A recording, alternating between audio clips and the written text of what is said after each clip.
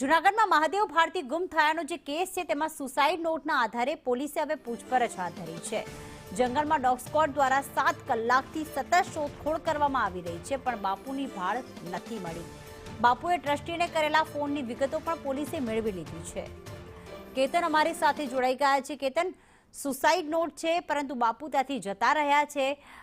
હવે પોલીસની અપડેટમાં પોલીસ તપાસમાં શું અપડેટ છે?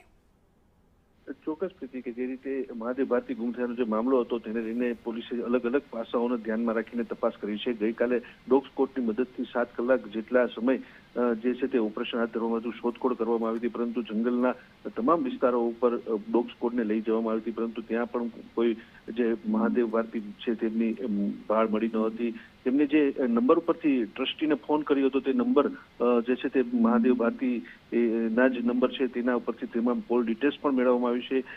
અપડેટમાં તો એ છે કે તેના જે કોલ ડિટેલ્સ મળી છે તેમાં પેલા મધુરમ અને ત્યારબાદ ઝાંઝેડા ચોકડીનું લોકેશન મળ્યું હતું, ત્યારબાદ છે તે મોબાઈલ સ્વિચ ઓફ થઈ ગયાના પણ સમાચાર છે। પોલીસે હાથ તો સીડીઆરની જે છે રિપોર્ટ માટેની તજવીજ હાથ ધરી છે। ખાસ કરીને જે રીતે ટ્રસ્ટીને ફોન કર્યો હતો તો ટ્રસ્ટીની પણ પૂછપરછ કરવામાં આવી છે અને જે બાપુએ નંબરની જે ફોન કર્યો તો તમામ વિગતો મેળવીને આગળની કાર્યવાહી હાથ ધરશે। આભાર કેતન તમામ વિગતો માટે।